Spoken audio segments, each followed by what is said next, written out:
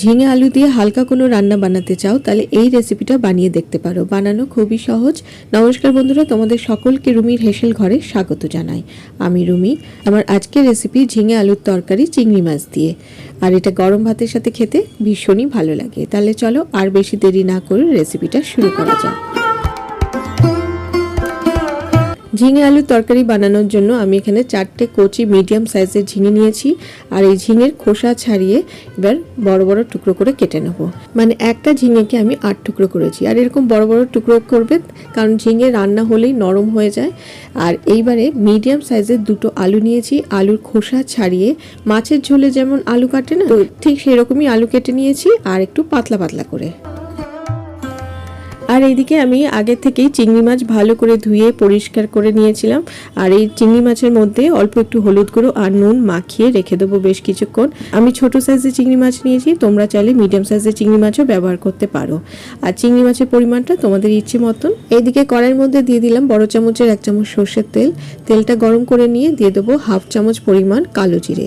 কালো জিরেটা অল্প একটু ভেজে নিয়ে তারপরে এর মধ্যে দিয়ে দেবো কেটে রাখা আলুগুলোকে হাই ফ্লেমে হালকা করে একটু ভেজে নেব। বন্ধুরা, আমার চ্যানেলে আরও অনেক রেসিপি পেয়ে যাবে, নিচে ডেসক্রিপশন বক্সে লিংক দিয়ে দেবো, তোমরা চেক করে নিতে পারো। আলুগুলো দেখো হালকা করে ভাজা হয়ে গেছে। এইবারে এর মধ্যে দিয়ে দিচ্ছি কুচানো পেঁয়াজ। আমি এখানে একটা মিডিয়াম সাইজের পেঁয়াজকে কুচিয়ে নিয়েছিলাম, আর এই পেঁয়াজটাকেও এবারে হাই ফ্লেমে ভেজে নেব। পেঁয়াজটা কিন্তু খুব বেশি লাল লাল করে ভাজার দরকার নেই। পেঁয়াজটার দিকে ভাজতে ভাজতে তোমাদের কাছে একটা ছোট্ট অনুরোধ, আমার পরিবারের নতুন বন্ধু হয়ে থাকলে যদি তোমাদের রেসিপিটা ভালো লাগে লাইক ও কমেন্ট করে চ্যানেলটাকে সাবস্ক্রাইব করে দিও, আর পাশে থাকা বেল আইকনটাকে অবশ্যই প্রেস করে দেবে, যাতে পরবর্তীকালে আমি যখনই কোনো রেসিপি শেয়ার করব তার নোটিফিকেশন তোমাদের কাছে আগে পৌঁছে যাবে। পেঁয়াজটা এরকম ভাজা ভাজা হয়ে গেলে এর মধ্যে দিয়ে দেবো নুন হলুদ মাখানো চিংড়ি মাছগুলো।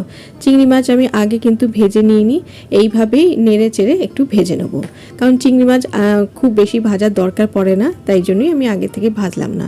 তোমরা যদি চাও আগে ভেজে নিতে পারো।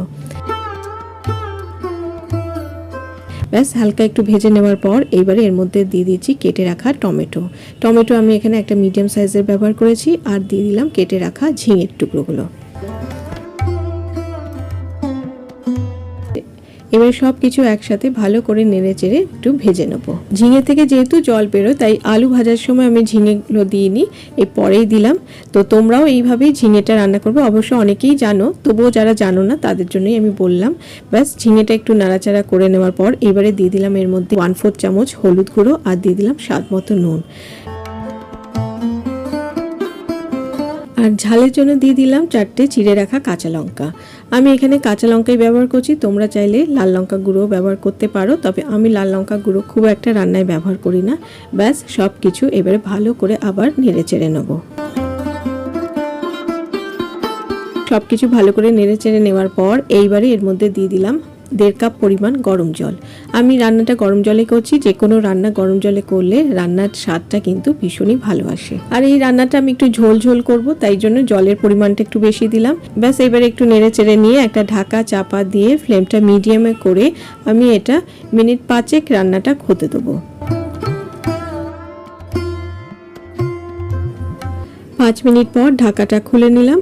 ঢাকাটা খুলে একটু নেড়ে চেড়ে দেখে নেবো আলুগুলো সেদ্ধ হয়েছে কিনা। যেহেতু পাতলা পাতলা করে কাটা তাই আলুগুলো সেদ্ধ হয়ে যাবে। টমেটো এরকম গোটা গোটাই থাকবে, তবে একটু চেপে দিচ্ছি যাতে একটু টমেটোর রসটা মিশে যায়। আর এইরকম ভাবে টমেটো দিয়ে রান্নাটা করবে, রান্নার টেস্টটা কিন্তু ভীষণই ভালো আসবে। আর যেহেতু টমেটো দিয়েছি তাই টেস্টটা ব্যালেন্স করার জন্য দিয়ে দিলাম 1/2 চামচ পরিমাণ চিনিটা দিয়ে ভালো করে মিশিয়ে নেবো। খুবই অল্প মশলা দিয়ে রান্নাটা করলাম, খেতে কিন্তু দুর্দান্ত হয়। আর চিনিটা মিশিয়ে নেওয়ার পর এইবারে তোমরা ফ্লেমটা অফ করে ঢাকা চাপা দিয়ে 2 মিনিট স্ট্যান্ডিং টাইমে রেখে দিতে পারো, তবে না রাখলেও গরম গরম কিন্তু ভাতের সাথে খেতে ভীষণই ভালো লাগবে। ব্যাস এইবারে আমি একটা বোলের মধ্যে সার্ভ করে নিলাম।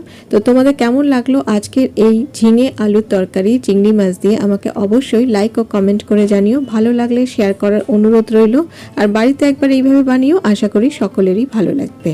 আর এইরকম ঝিঙে আলুর তরকারি চিংড়ি মাছ দিয়ে ভাতের সাথে খেতে জাস্ট ফাটাফাটি লাগে। আমার চ্যানেলে আরও অনেক ঝিঙের রেসিপি আছে, নিচে ডেসক্রিপশন বক্সে লিঙ্ক দিয়ে দেবো, তোমরা চেক করে নিতে পারো। আমার পরিবারের নতুন বন্ধু হয়ে থাকলে চ্যানেলটাকে সাবস্ক্রাইব করে নেওয়ার অনুরোধ রইল, আর পাশে থাকা বেল আইকনটাকে অবশ্যই প্রেস করে দেবে, যাতে পরবর্তীকালে আমি যখনই কোনো রেসিপি শেয়ার করব তার নোটিফিকেশন তোমাদের কাছে আগে পৌঁছে যাবে। আর আমার পুরনো বন্ধুদের জন্য রইল অনেক ভালোবাসা আমার পাশে থাকার জন্য। আজকে তাহলে এই পর্যন্ত, আমি আবারও হাজির হয়ে যাব আমার হেসেল ঘরের খবর নিয়ে। তোমরা সবাই ভালো থেকো, সুস্থ থেকো, টাটা।